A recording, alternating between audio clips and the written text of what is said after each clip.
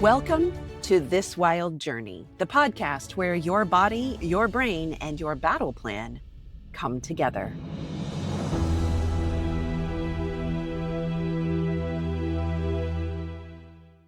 If you're reeling from betrayal trauma, drowning in the chaos of divorce or custody court, feeling overwhelmed by post-trauma parenting, you are in the right place.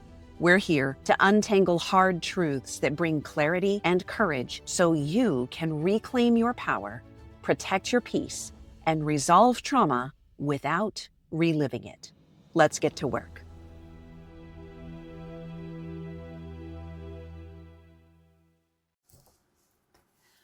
Welcome back, friend, to This Wild Journey. I'm Sarah McDugal, clarity coach and freedom navigator for protective parents, and it's just me today. Coach Brent and I have both been out sick, and I will be honest with you, my voice is still a bit shot, but I am going to give it my best shot. And today, I want to dive into a question that I see almost every survivor of betrayal, trauma, domestic violence, divorce. Everyone asks this at some point, and that is, who am I now? Who am I now? Who am I now? Who am I now? You can ask it every different way, because the version of you that existed before trauma and the version of you that's emerging right now are not the same person. And that's not a failure. That's post-traumatic growth. Also, I hear a lot of clients early in their growth journey saying, I can't wait to get back to the old me. And you know, there's kind of a problem with that because you will never be the old you. You may reclaim the traits that you loved about yourself back in the before, but you have copious amounts of additional experience now. You can't go back to the ignorance and the blindness and the naivete. You aren't that innocent anymore. So let's explore this a little bit more with some gentleness, but also with some strategic insight. During one of my recent Compass clinics, that's what I do in Freedom Navigator, our base camp support group for protective parents, someone said, I'm in the process of becoming a person that will take all my remaining years to become. And I haven't stopped thinking about that because it's really deeply true. And that is that trauma doesn't just break things, although it does, it breaks things, but it also reshapes you. And reshaping, that rebuilding, is never going to be a quick fix. It's a journey that takes a lifetime to unfold. When your entire identity, your nervous system, the belief structures that you once held and may have actually kept you stuck in the abuse, when all of these things have been through relational warfare, you don't just snap back.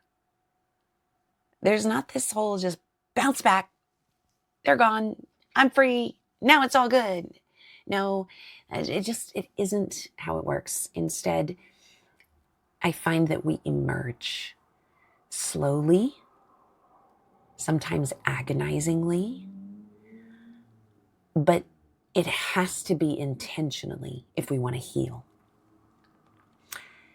And when you survive abuse, or you're going through what the courts would call a high conflict divorce, even though it may not be high conflict mutually, it may be high conflict one directionally, where there is an abuser and a victim. But when you're going through this, when you survive this, you lose so much more than just that one relationship.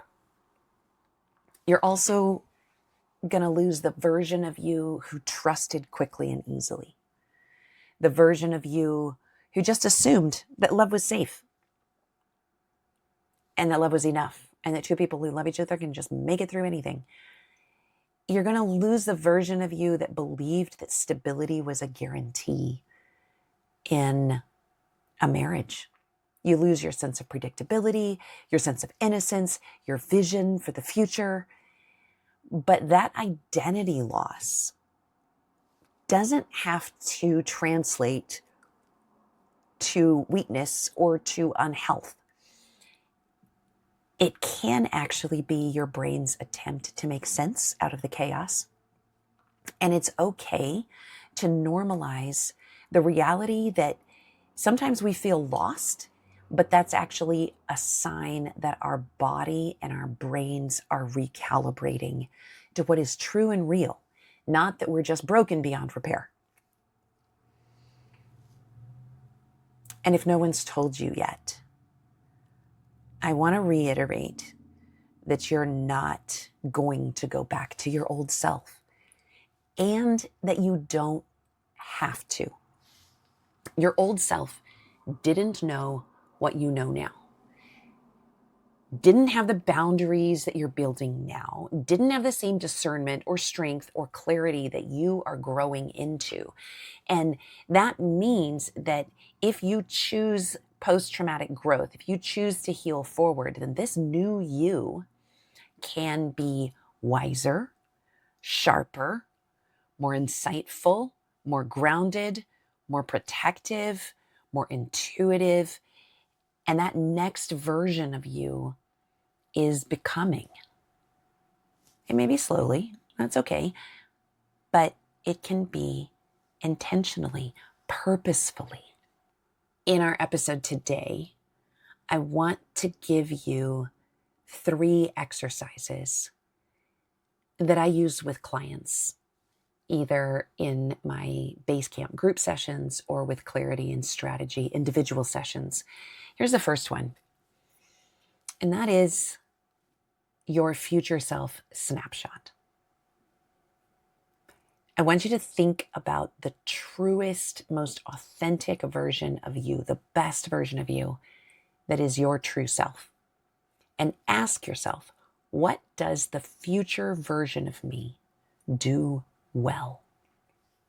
And that might be calm communication or disciplined organization or regulating your emotions before responding or choosing things that give you peace instead of obligation, saying no without guilt.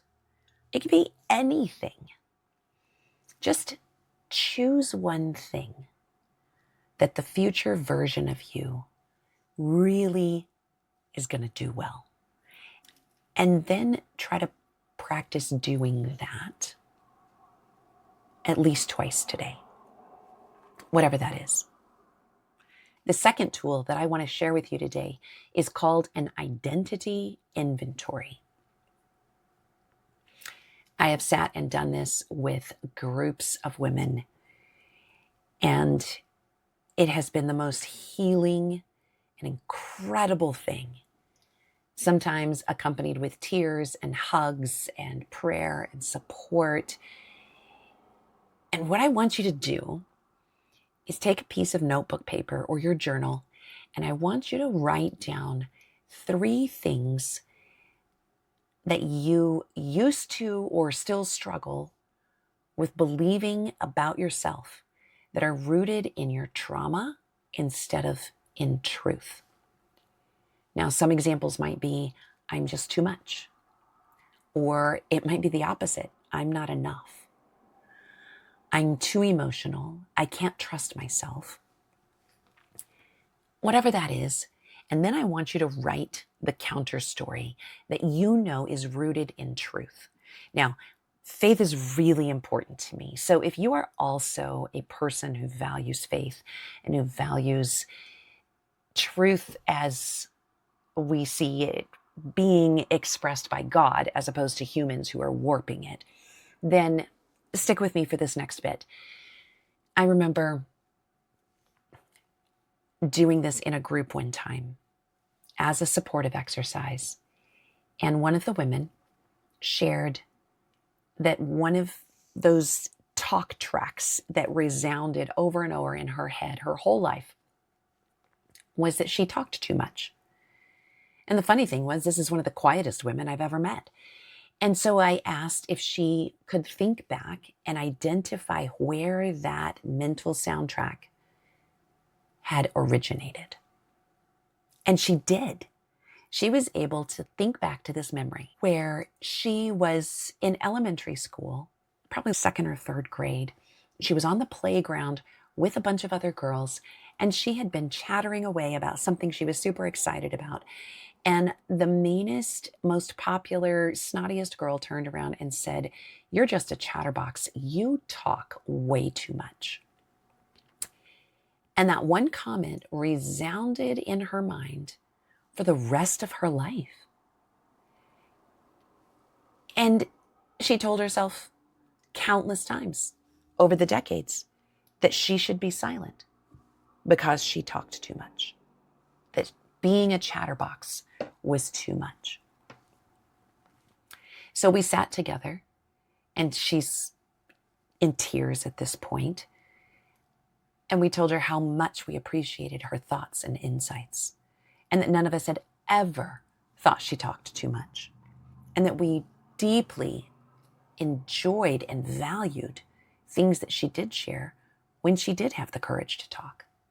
And then I pulled out a Bible, and I found where the character was scared to talk, that he didn't have the words. And God told him not to worry, that he would put his words in his mouth. And I said,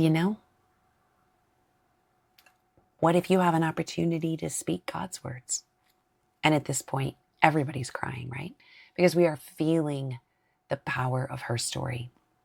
And she wrote down, "My voice matters. My words are important. My thoughts are valued."